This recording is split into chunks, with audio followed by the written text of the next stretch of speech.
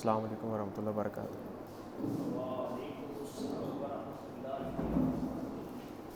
الحمد للہ والصلاة والسلام علی رسول اللہ وعلی آلہ واصحابہ اجمعین، اما بعد، اعوذ باللہ من الشیطان الرجیم، بسم اللہ الرحمن الرحیم، رب اشرح لی صدری ویسر لی امری واحلل عقدۃ من لسانی یفقہوا قولی، رضیت باللہ ربا وبالاسلام دینا وبمحمد نبیا، یا مقلب القلوب ثبت قلبی علی دینک، اللہم اجرنا من النار، آمین یا رب العالمین۔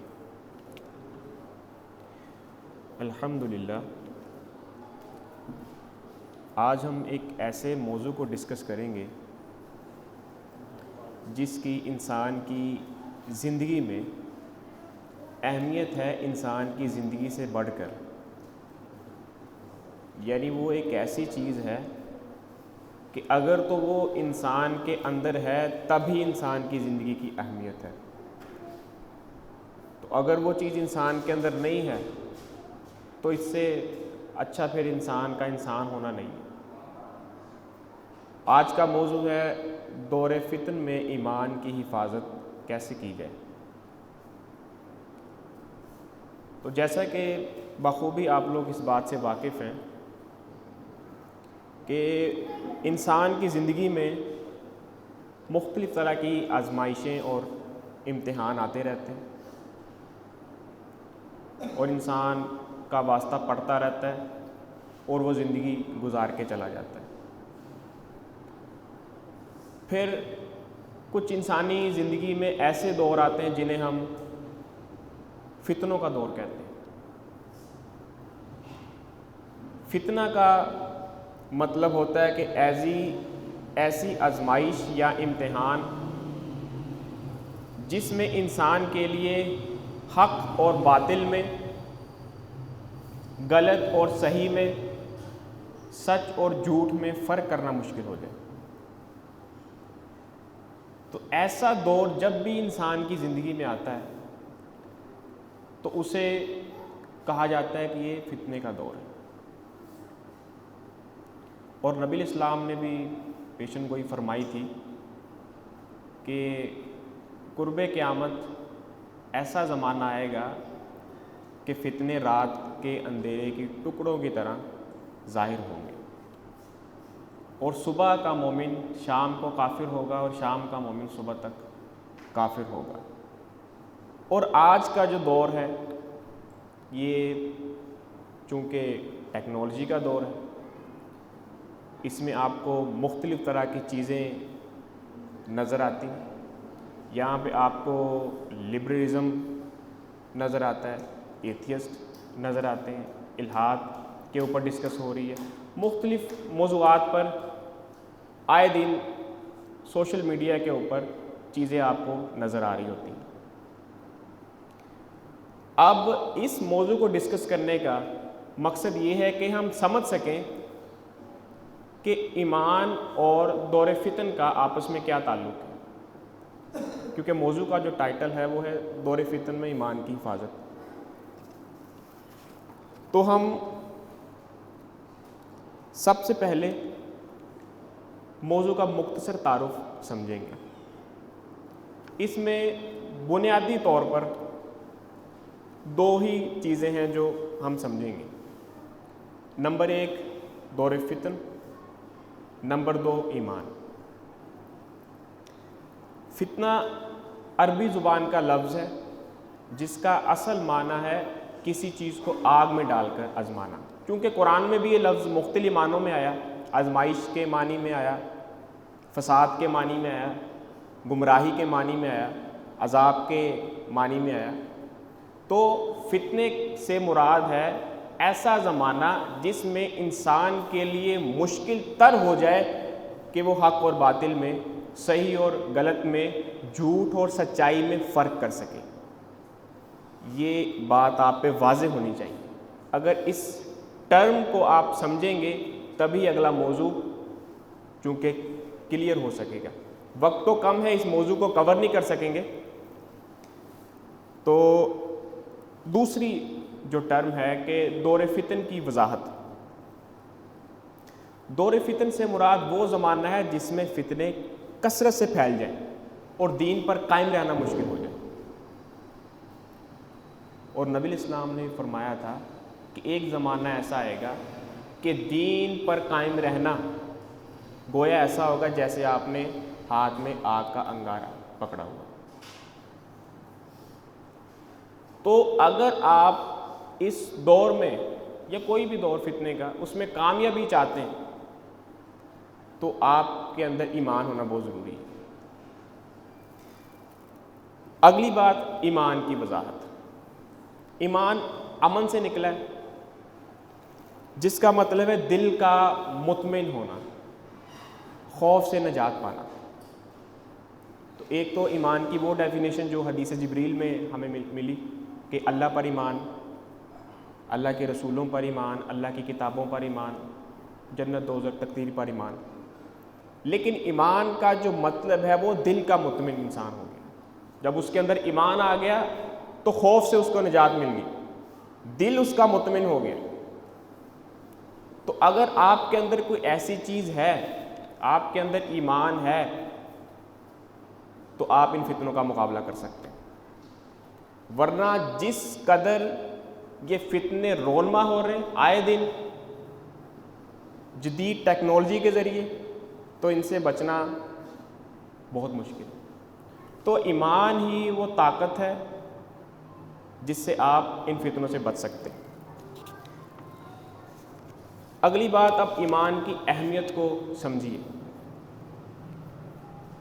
جس انسان کے اندر ایمان ہوگا، یہ ایمان ہی انسان کو کفر سے اور جہالت سے بچا سکتا ہے. ایمان ہی انسان کے پاس وہ اصل سرمایہ ہے جس کے ذریعے اس کا ہر عمل قبول ہوگا. آپ کوئی بھی نیکی کر لیں ایمان کے بغیر قابل قبول نہیں. تو اس پچھلی گفتگو سے ہم نے سیکھا دور فتن سے مراد ایسا زمانہ ہے جس میں فتنے، آزمائشیں، گمراہیاں عام ہو جائیں اور دین پر قائم رہنا مشکل ہو جائے. اور ایمان سے مراد دل کا یقین، زبان کا اقرار اور عمل کی پختگی ہے، جس سے یہ واضح ہوگا کہ ہاں اس کے اندر ایمان ہے، اس پہ اس کا دل مطمئن ہے، عمل بھی کر رہا ہے، زبان سے بھی اقرار کر رہا ہے اور اللہ کی بندگی میں اپنے آپ کو سرخرو کیے ہوئے. تو یہ تعارف تھا ایمان کا اور دور فتن کا. دوسری چیز ہے کہ دور فتن اور ایمان کا باہمی تعلق کیا ہے. انسان اپنی طریق میں ہر دور میں حق اور باطل میں ایک کشمکش میں گرفتار رہا ہے کہ وہ سوچتا رہا ہے، راستے نکالتا رہا ہے کہ میں اس سے کس طرح باہر نکل سکتا ہوں، مجھے کیا کرنا چاہیے کہ میں اس سے بچ جاؤں. یعنی اگر فطرتی طور پر کسی انسان کے اندر یہ چیز اجاگر ہوتی ہے، جس طرح اس کی مثال ملتی ہے ابراہیم علیہ السلام نے یہ کوشش کی، فطری طور پر انہوں نے قبول نہیں کیا کہ جو معاشرے میں لوگ بت پرستی کر رہے ہیں، جہالت عام ہے، انہوں نے یہ قبول نہیں کیا کہ ایسا نہیں ہو سکتا. انہوں نے تلاش کیا، انہوں نے اپنے بنانے والے کو تلاش کیا کہ کوئی ہے جس نے مجھے پیدا کی، یعنی ایمان کی تلاش کی. اور اس تلاش میں پھر دیکھیں کہ وہ کس کس مراحل سے گزرے. تو قرآن مجید میں ایک آیت ہے سورہ عنکبوت میں، اللہ تعالیٰ فرماتے ہیں احسب الناس، کیا لوگوں نے گمان کر رکھا ہے ان یترکوا ان یقولوا، کہ وہ صرف یہ کہنے پر چھوڑ دیے جائیں گے آمنا، کہ ہم ایمان لے آئیں، وہم لا یفتنون، انہیں آزمایا جائے. یہ آیت واضح کرتی ہے کہ جو اس بات کا دعویٰ کرے گا کہ میں ایمان لے کے آیا، اس کی آزمائش ضرور ہوگی. اور آزمائش کسی طریقے سے بھی ہو سکتی ہے۔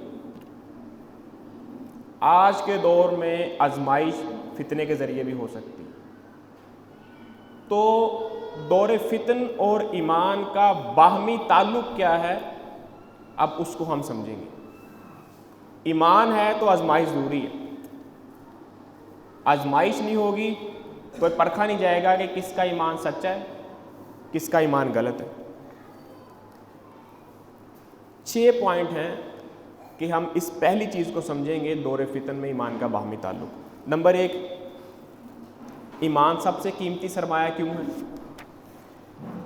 نمبر 2، فتنے سب سے پہلے ایمان پر ہی حملہ کرتے ہیں۔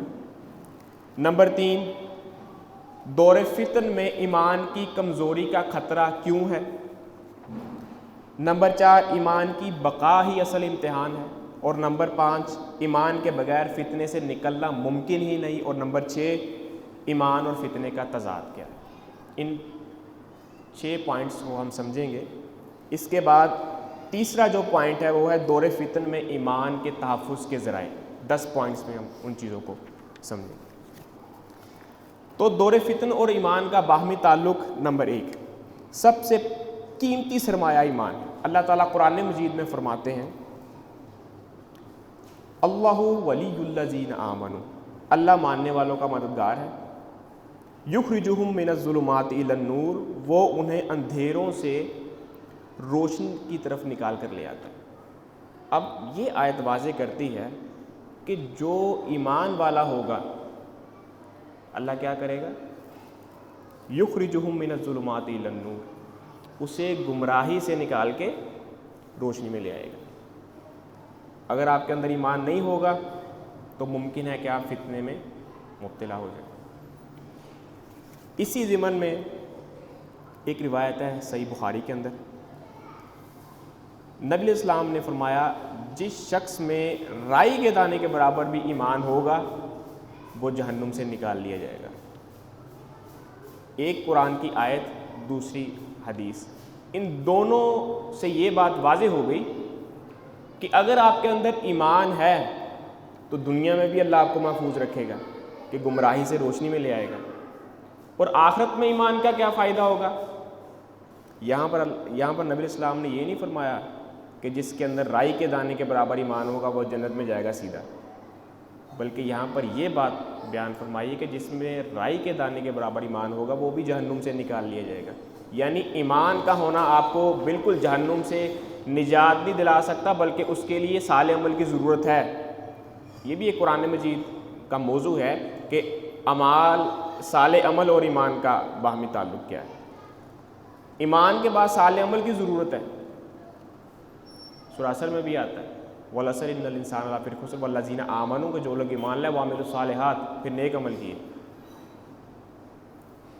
تو سورہ عصر میں بھی بتایا گیا کہ ایمان اور صالح اعمال کا باہمی تعلق کیا ہے۔ تو اگر ایمان کا اتنا تو فائدہ ضرور ہوگا کہ اگر آپ کے اندر رائی کے دانے کے برابر بھی ایمان ہوگا تو آپ جہنم سے نجات پائیں گے۔ ایمان کا یہ فائدہ، بینیفٹ۔ دوسرا پوائنٹ ہے کہ فتنے سب سے پہلے ایمان پر ہی حملہ کیوں کرتے ہیں؟ تو اس کی وجہ یہ ہے کہ انسان کے اندر ایک ایمان ہی ایسی پاور ہے، ایک لاک ہے جس کو توڑنے کے بعد ہی فتنہ حملہ کر سکتا ہے۔ مثال کے طور پر فتنے 2 طرح کے ہوتے ہیں، فتنہ شہوات، فتنہ شبہات۔ فتنہ شہوات میں انسان گناہ کرتا ہے، اسے گناہ کرنے میں لذت ملتی ہے، پھر وہ اس میں مزید بڑھتا جاتا ہے، مبتلا ہوتا جاتا ہے۔ اس کا نقصان یہ ہوتا ہے کہ اگر اس کا ایمان کمزور ہوتا جائے گا تو فتنہ اتنے پنجے گاڑتا جائے گا، لیکن اگر اس کا ایمان مضبوط ہے تو وہ فتنے کو داخل نہیں ہونے دے سکتا، فتنہ اس کا کچھ نہیں بگاڑ سکتا۔ دوسری ٹرم جو بولی جاتی ہے فتنہ شبہات، یعنی شکوک و شبہات، انسان کے باطل نظریات، گمراہ افکار، یہ جو چیزیں ہیں بڑی جلدی انسان کے اندر اپروچ پکڑتی ہیں۔ اس کی مثال آپ آج ہمارے معاشرے میں بھی دیکھ سکتے ہیں کہ کتنے لوگ فتنہ شبہات میں مبتلا ہیں۔ ایسی ایسی رسومات دین کے نام پر لوگوں نے نکال لی جن کا دین سے تعلق ہی کوئی نہیں. تو یہ سارے لوگ فتنہ شبہات میں مبتلا ہیں. تو اگر ہمارا ایمان مضبوط ہوتا تو ہم ان دونوں فتنوں سے بچ سکتے تھے. فتنہ شہوات سے بھی بچ سکتے تھے, فتنہ شبہات سے بھی بچ سکتے تھے. تیسرا جو پوائنٹ ہے کہ دور فتن میں ایمان کی کمزوری کا مسئلہ. نبی علیہ السلام نے فرمایا ایمان مدینہ میں سام کی طرح سمٹ کر بل میں واپس آ جائے گا. اب اس روایت کے اندر بالعموم 3 چیزوں کو ڈسکس کیا گیا. نمبر 1 سمٹ آنا, نمبر 2 مدینہ کو بالخصوص یہاں پر ہائی لائٹ کیا گیا, نمبر 3 سام کا بل میں سمٹنا. سمٹ آنا کا مطلب ہے کہ ایمان کی روشنی کم ہو جائے گی اور لوگ گمراہیوں کی طرف مائل ہوں گے. یہ ایک ہی بات ہے جو مختلف انداز سے بار بار بیان کی جا رہی ہے. ایمان اور فتنے, اور ایمان کم ہوا تو فتنہ آ گیا, ایمان زیادہ ہے تو فتنہ نہیں ہے. یہ ایک ہی بات مختلف اینگل سے بار بار ریپیٹ ہو رہی ہے. مدینہ کو بالخصوص یہاں پر, یعنی مدینہ کو اس حدیث میں ایمان کا مرکز قرار دیا گیا, کیونکہ بات شروع بھی وہیں سے ہوئی تھی, اختتام بھی وہیں پر ہو رہا ہے. اور تیسری جو ٹرم ہے سانپ کا بل میں سمٹنا. دیکھیں جس طرح سانپ خطرہ دیکھ کر اپنے بل میں سمٹ جاتا ہے, اسی طرح کہ ایک وقت ایسا آئے گا کہ ایمان صرف مدینہ تک محدود ہوگا. لوگ جاہلیت میں مبتلا ہوں گے, ایمان کی کمی ہوگی, فتنوں میں لوگ مبتلا ہوں گے. تو نبی علیہ السلام نے یہ پیشن گوئی بیان فرمائی.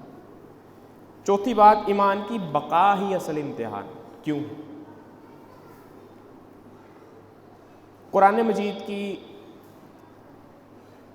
اللہ تعالیٰ فرماتے ہیں سورہ عنکبوت کے اندر کہ لوگ کیوں اس گمان میں مبتلا ہیں کہ وہ ایسے ہی چھوڑ دیے جائیں گے صرف یہ بات کہنے پر کہ آمنا, ہم لوگ ایمان لے آئے. کیا ان سے کوئی حساب کتاب, کوئی ان کی آزمائش نہیں کی جائے گی؟ وَهُمْ لَا يُفْتَنُونَ, ضرور آزمایا جائے گا. اگر آپ کے اندر ایمان ہے تو اس کی آزمائش بھی ہونی. ایمان جتنا مضبوط ہوگا آزمائش میں آپ اتنی آسانی سے نکل جائیں گے. جتنا ایمان کمزور ہوگا اتنا آپ آزمائش کے اندر پھنس جائیں گے. 5واں پوائنٹ, ایمان کے بغیر فتنے سے نکلنا ناممکن کیوں ہے. اصل اگر دیکھا جائے تو فتنے اپنی اصل میں اندھیرے کی طرح ہیں اور ایمان اپنی اصل میں روشنی کی طرح. جب روشنی کم ہوتی ہے تو پھر کیا آتا ہے؟ اندھیرا. اور جب روشنی آتی ہے تو کیا ختم ہو جاتا ہے؟ اندھیرا. تو اگر ایمان کی روشنی آپ کی زندگی میں رہے گی تو پھر فتنے کا اندھیرا کبھی نہیں آئے گا. اگر فتنے کا اندھیرا آ گیا پھر ایمان کی روشنی ختم ہو جائے گی. روشنی اور اندھیرا ایک جگہ میں جمع نہیں رہ سکتے, یا اندھیرا رہے گا یا روشنی رہے گی. اب ہم اپنے آخری پوائنٹ کو سمجھتے ہیں کہ دور فتن میں ایمان کے تحفظ کے ذرائع کیا ہیں. نمبر 1, قرآن و سنت سے مضبوط تعلق. نبی علیہ السلام نے فرمایا, صحیح مسلم کی روایت ہے کہ میں تمہارے درمیان 2 چیزیں چھوڑ کر جا رہا ہوں, جب تک ان کو مضبوطی سے تھامے رکھو گے کبھی گمراہ نہیں ہوگے. ان میں سے پہلی چیز ہے اللہ کی کتاب اور دوسری میری سنت. آپ اللہ کی کتاب کو مضبوطی سے تھام لیں اور نبی کی سنت کو مضبوطی سے پکڑ لیں, کبھی گمراہ نہیں ہوگی. سنت کا لفظ میں نے کہا, حدیث کا نہیں.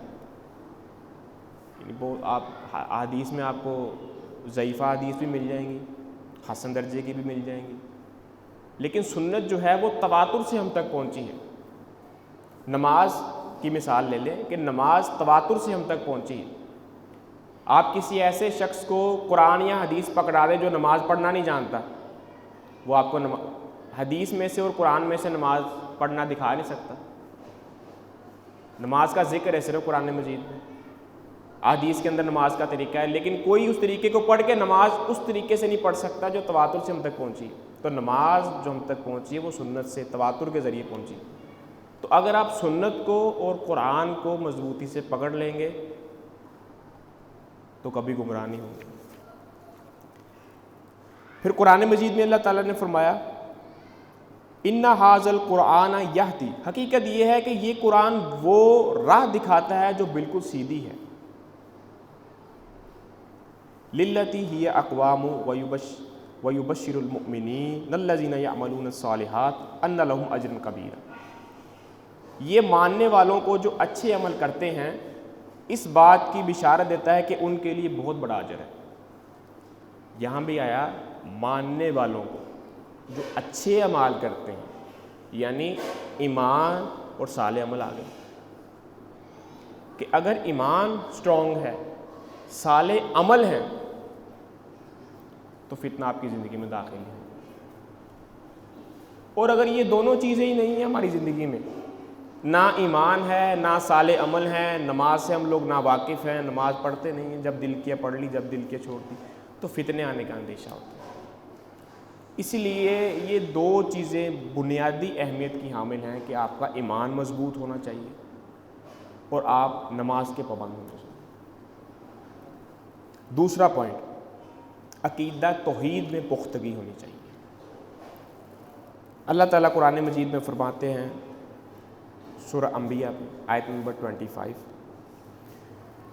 وما ارسلنا من قبلک من رسول الا نوحی الیہ انہ لا الہ الا انا فاعبدون.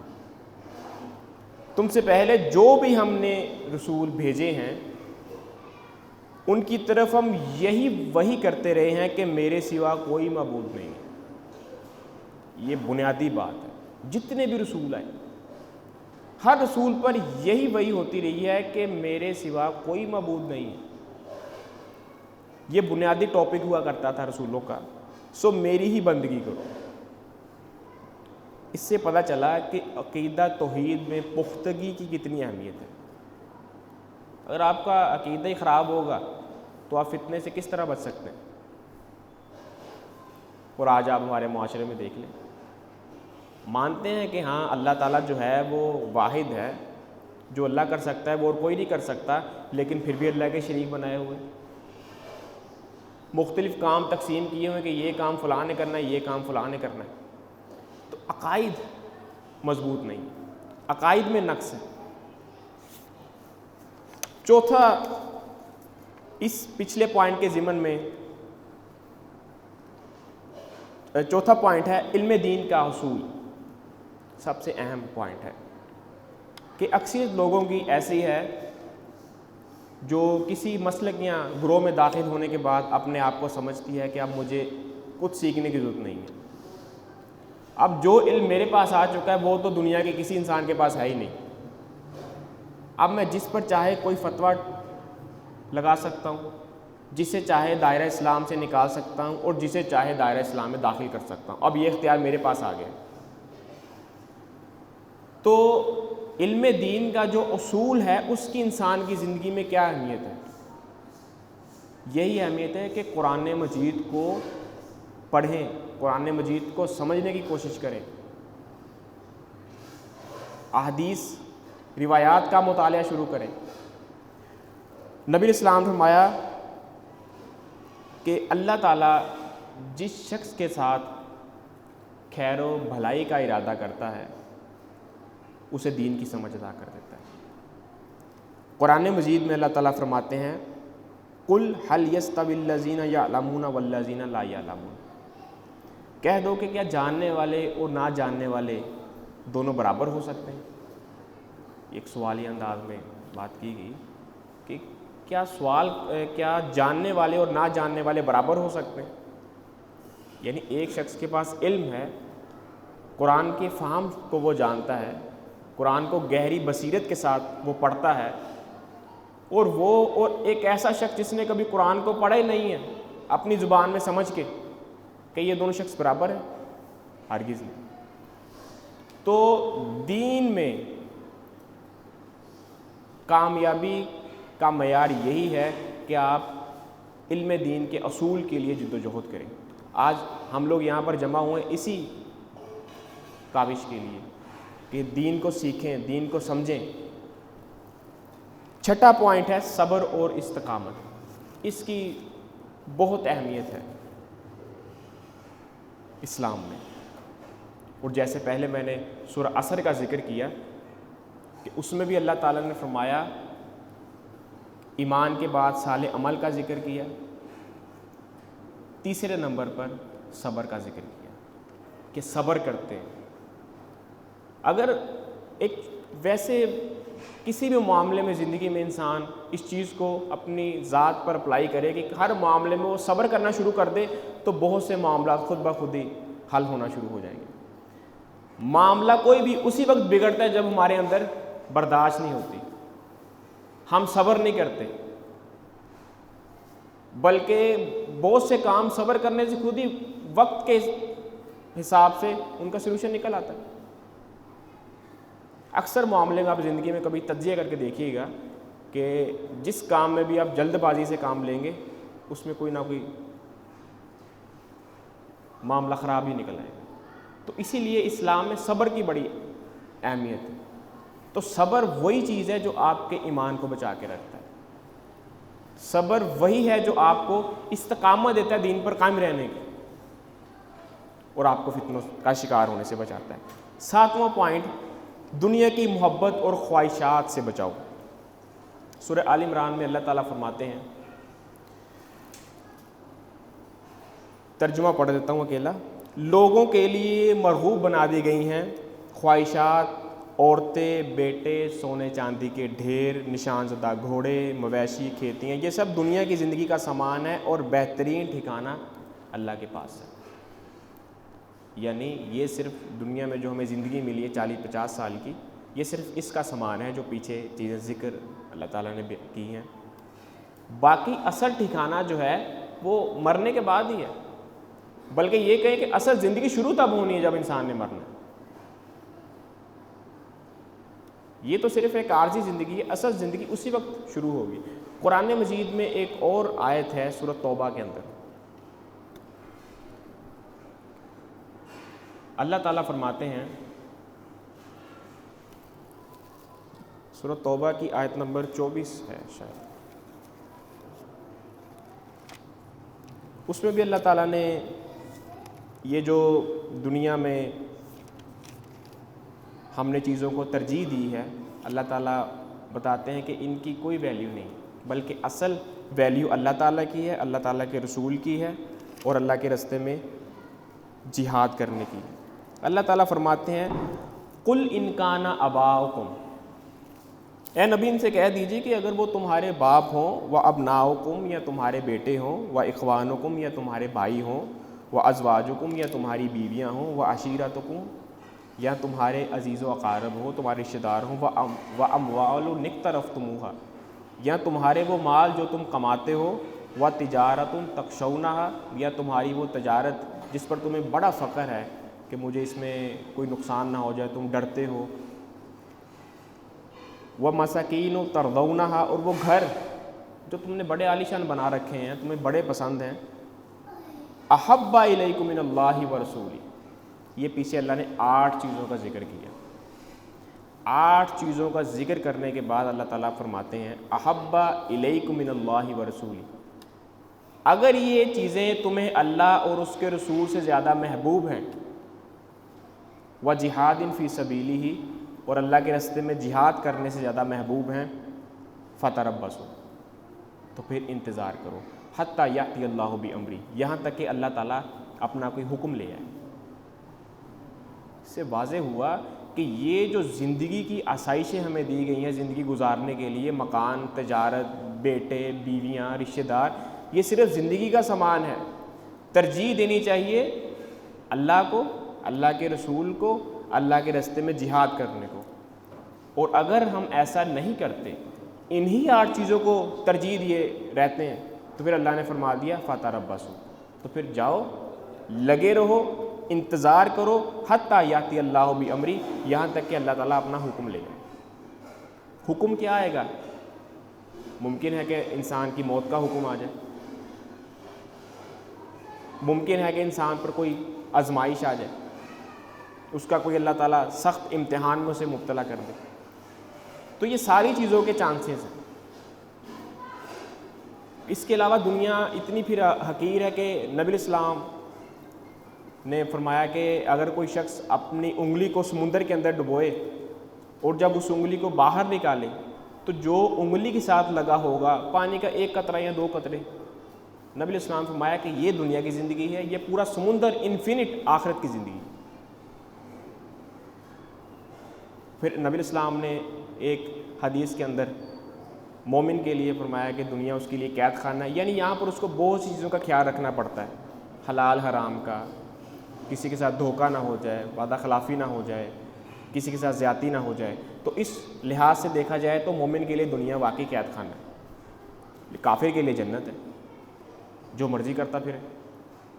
تو اللہ تعالیٰ سے دعا ہے کہ جو بھی ہم نے پڑھا سنا اللہ تعالیٰ اس پر ہمیں عمل کرنے کی توفیق عطا فرمائے۔ تو وقت کمپلیٹ ہو چکا ہے، بات مکمل نہیں ہوئی، تو انشاءاللہ دوبارہ کبھی موقع ملا تو ضرور اس موضوع کو بیان کریں گے۔ اگر کوئی ڈیٹیل کے ساتھ سمجھنا چاہتا ہے تو وہ اس آرٹیکل کو پڑھ سکتا ہے، تو اس میں مکمل بات واضح کی گئی ہے۔